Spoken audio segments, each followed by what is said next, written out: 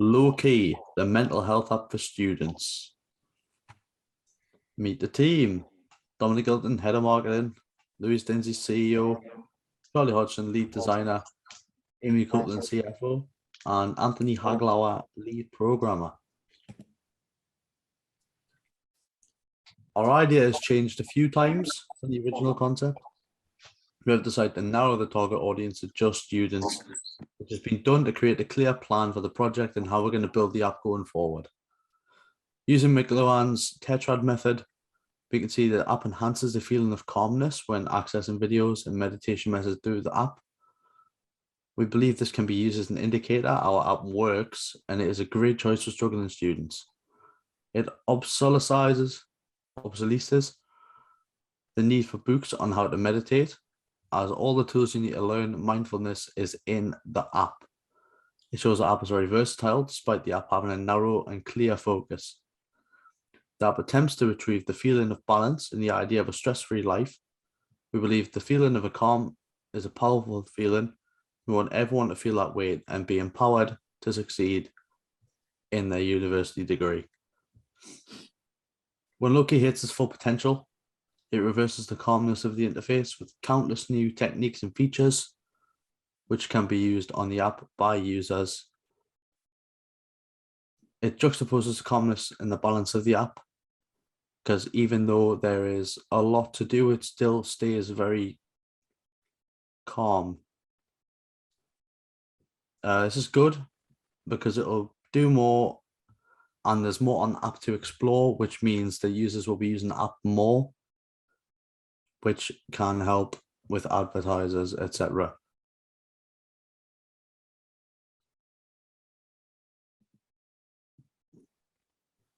We're going to reach a target audience of students that are in university between the ages of 18 and 25. We're looking for students that may be stressed with university work or any other challenges filled with the university life, such as living alone for the first time, homesickness, money management problems, etc.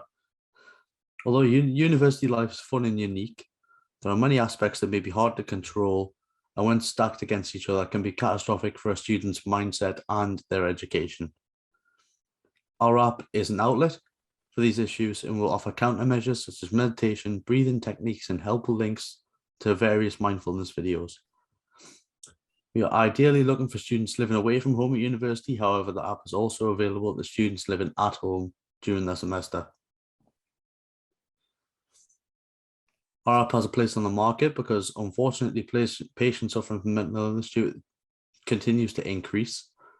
Could be due to the expanding population or the stress caused by the COVID-19 pandemic. There are currently over 300,000 health applications in the mobile app stores worldwide, with the mental health segment accounting for the largest growth in the market.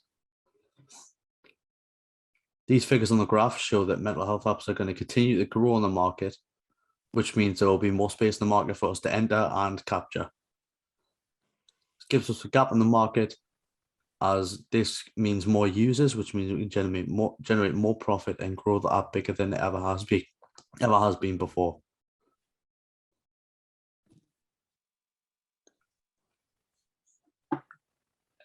So basically we did a survey, and the gender that most people identified us was female. 88.2% of respondents said they were students. 82.4% said they had experienced mental health issues in the last 5 years, and 58.8% said they consider using a mental health app, whereas 11.8% said no, and the other respondents said they was unsure. We asked, do you think a mental health app is a useful tool to distress to you? Lots of people put yes, so they put stuff like yes because it provides tips and guidance, and also if they remember to use it, it will calm them down. Yes, as it is regularly available when they need it. Yes, because it's a way of explaining how you're feeling in a casual manner. And yes, because some people don't always have the support around them or feel comfortable to talk about it. And we also asked what kind of features would you expect to see in a mental health app? And this was very helpful because some people put stuff like mindfulness and well-being tips, features where you can input how you're feeling, and then it gives you multiple options on stuff you can do to make yourself feel better. how long you've been struggling with mental health, advice, breathing and calming exercises, tips and advice and mood trackers, maybe contact numbers and useful websites, and tips on how to cope with certain symptoms, as well as maybe some motivational quotes. And we also asked, do you think being in full-time education has had an impact on your mental health? And some of the responses include, sometimes, as when there is a lot of work, it can be overwhelming. Yes, it can cause a multitude of mental health issues, starting with stress and anxiety and going to issues with self-esteem and confidence, but it can impact you in many ways, both good and bad, as it can also help your confidence and ease anxiety. Someone also put 100%, even though your school years and university years are made out to be the best years of life, but I think it is the most distressing and draining years as well. And quite a few people put yes because of the pressure of exams. And one person put they was unsure as they weren't in full-time education. Now for the findings from market research. We found more females than males completed the survey. 88.2% of the people that took part in the survey were students or aged between 18 to 24. 82.4% of the people that took part in the survey has also experienced mental health issues in the last 5 years, and 58.8% of the people that took our survey said that they would be interested in using a mental health app. We also asked what kind of features would you expect to see in a mental health app, and a few people mentioned that they would like to see breathing exercises. And we also asked, do you think a mental health app is a useful tool to distress you? The majority of people that took part in the survey said yes to this question. And again, the majority of people said yes to us asking, do you think being in full-time education has an impact on your mental health? And as our app is based on supporting your mental health, it will allow people to keep track of their physical health. Also, as that is an aspect to bettering your mental health. As our app functions as an online diary, it will include a weekly calendar where the user can track their water intake and tick off when they have ate breakfast, as it is considered as your most important meal of the day. Alongside this, on a separate tab, we will have links which will take the user to different videos of yoga routines, starting with videos for beginners and working towards more advanced routines. Lastly, the most important function of our app is that every day a new question will be asked and the user can answer it. Our aim of this is to make sure the user thinks, is to make the user think and consider aspects of their life. This could be a question of checking in on them on that day or asking what is important to them. This will hopefully allow for the user to unwind slightly.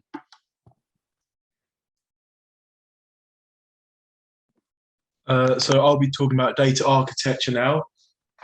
So data architecture is a set of rules and policies, standards and models which govern and define how data is used, collected and stored in an organization.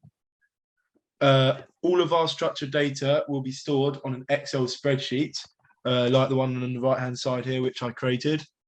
So I briefly did a few random people and I said their name, age, gender, email, location, student number and institution. And this is what we'll be looking like as we'll be collecting this type of data when it comes to data architecture. Here is a broad map of data architecture, like I said in the slide before. So we'll be getting the name and username, email, institution, phone number, either if you're married or not, single, etc., the address and age. So we'll be looking at competition and other existing mental health applications that already exist. So I looked at Inside Out. They do an on-demand therapy and mental fitness tools for individual and employees. They have a 5-star rating on the App Store. They focus on the workplace and employers. We focus on students. We could offer the service for free, whereas Inside Out offers a demo for a paid service. Secondly, I looked at Thrive, which is an NHS-approved mental wellbeing app, which is also available on smartphones, and the application has 3 million global users. Then I looked at Catch It, which is a project between the University of Liverpool and the University of Manchester. The app focuses more on the writing diaries and recording your own mental state. The app is also available on the App Store, which is free of charge. So how will our app be different compared to other apps on the market? Our app will be different as it covers a lot of different techniques that will help people's well-being. As most of these other apps are just focusing on small areas, e.g. journals or diaries. Also, because our app will be made by students, it will be more relatable. So I'm looking at the cost of productions. We estimate the app will cost in the region of £40,000 and it should take 3 months to develop the code. We are looking to hire an app developer who will build our app along with our lead programmer, Anthony. We will also hire a graphic designer to work under Charlie, our lead designer, to help make our initial sketches a reality. We will pay our graphic designer £10,000 over the course of 3 months, which works out £108.70 a day. We will pay our programmer £20,000 over the course of 3 months, which works out £219.39 a day. We will then spend £10,000 on a marketing campaign to bring every university around the UK, which will consist of a pitch and a further ad campaign if a university wants to incorporate our app into their systems. Finally, we aim to make profit through the universities paying to use our app. It will cost them £10,000 a year to have the app on their websites, which will make our money back in the first year of operation if the universities adopted our proposition. We will also use advertisers to make extra income, which will cost them around £2,000 to £15,000, depending on how often and how long they want the ad to be shown on the app. We will offer a subscription service, Loki Plus, which costs £5.99 a month, and it will remove ads and give users access to all of the resources instead of only being able to access recommendations and the editor's choice material. Interest of the market. There are already a few similar applications that are available in the App Store. Some apps are free, whereas others charge a fee. The free apps allow you to track your progress, but lack access to professional help. The apps that have a cost often have the ability to talk to professionals. Our app is mainly about helping others. We may charge a fee, but this is likely to be lower than some other apps that already exist. The app will be free to use for students. So as long as their institution pay £10,000 a year, if not, students may opt to buy Loki Plus to our app and experience the same benefits as a student who had free access and bought Loki Plus. This can be accessible through the app stores of their device. We charge these students as their institution has opted to not pay the price of the app for free student use. Finally, our main priority is to offer a better form of help than university counsellors and support stations who often don't understand or have the tools to help their students with the problems they're experiencing. So I'm going to talk about the possibilities of growth. The app has potential to grow into a mainstream app because it's an important development to help ensure other students are feeling okay. The app could be extremely helpful for some people. We think if university networks and if the university supports the app, then it will hopefully grow into a bigger project that can be rolled out at all universities and even beyond if the feedback is positive. Growth is limited at this stage as we're just limited to university institutions. However, if the rollout of the app is positive, then we may have the ability to grow beyond this scope. Although scope has been limited, it still has a lot of room for growth. The way we intend to grow the app is more sustainable than releasing onto the iOS and Google Play Store, as it has less room to fail as it is being pitched as a private resource and not a regular app. So data management policies. The app will have a data protection policy which compiles with the Data Protection Act 2018. The app will contain a privacy policy which users will have to agree to, consent to, via a tick box, which will allow for us to store the data of our users. We will never share any data with third parties, as this app is meant to be a safe place for students to cope with their stresses and emotions. We also have the data management policy. This includes strategy and governance, standards, interrogation and quality. Having the data management policy helps minimise potential errors by establishing processes and policies for usage and building trust in the data being used to make decisions across our team. And for our app, we wanted the aesthetic to feel clean and calming because of the premise of the app. By making the app clean, by making the app have a clean feel, it would allow for a sense of tranquility whilst on the app, which is our main goal due to the app being for mental health support. Affordances. When we're creating the app, we want to consider the affordances. 2 affordances that we want to avoid is false avoidance. In terms of an app/website, this would mean that suggesting there is a link embedded when there isn't, and we don't want to use hidden affordance where there is a link on the page but it's not clear. However, when we're making the app, we want to include perceptible affordance, so making sure that the link is clear and in working order, and we want to use correct rejection and making sure there's no text that looks like a link when there isn't. On our landing page, we want to make it feel inviting. We're going to consider including the word welcome as the first thing you see as you open the app. At the bottom of the app, we're going to include different tabs which will allow you to navigate around the app, going to each section, the 4 being home, account, watch and daily. These will be perceptible affordances. On the account tab, we'll also have an FAQ section, which will also be a perceptible affordance, and a link will link you to separate pages. So we decided to do a draft of the logo to decide what we liked best as a team. So with the first design, we were thinking of ideas for the logo. We worked together to make the initial draft. Our original idea was to have a dark cloud with a key acting as a lightning bolt, whilst also having connotations of the security of the journal for the key. But we decided that we didn't really like it that much. So we decided to change the colour of the background because it wasn't as we had visioned it. So we tried this kind of corally colour, but we didn't really like it that much either. And we decided on having the key inside of the cloud when we decided that we liked it. So we carried on with the idea of the cloud and the key together. But currently we've changed it to the purple background because the colour scheme fits our ideas for the mental health app and the lot going into the cloud for security.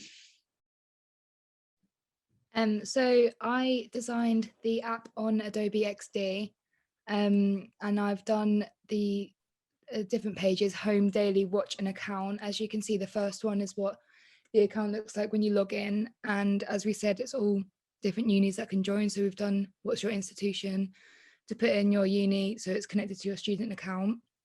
Once you've logged in, it comes up with the daily page. As you can see, it says day 1, so every day it will change with different tasks and different quotes and daily questions. As you can see, I've put water and breakfast as their 2 of the main important things in your day. Quote of the day: you have a new daily question, is somewhere you can put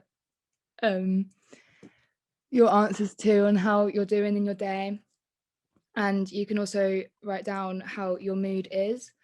We also did a watch page with different videos of therapy. So as you can see, the first one's about breathing techniques, second one is meditation videos, and the third one is to help you sleep. And when you go on account, you can see at the top, we used my name as an example. So you have your name, your username and your university. You also have edit profile, your progress, so you can see how you're doing every day, about the app, privacy policy, terms and conditions, and you also have logout, help and support, settings, where to find us, contact details and FAQs. The FAQs are questions asked by students who want to know a bit more about the app. So as you can see, I've written, can the university see my activity? How are universities connected with the app? Who's created the app? Do you have to be a student to use the app? And how does the app work? Which are 5 of the main questions students have been asking us about, as they wanted to see what the privacy was like behind the app and who made it and everything. So yeah.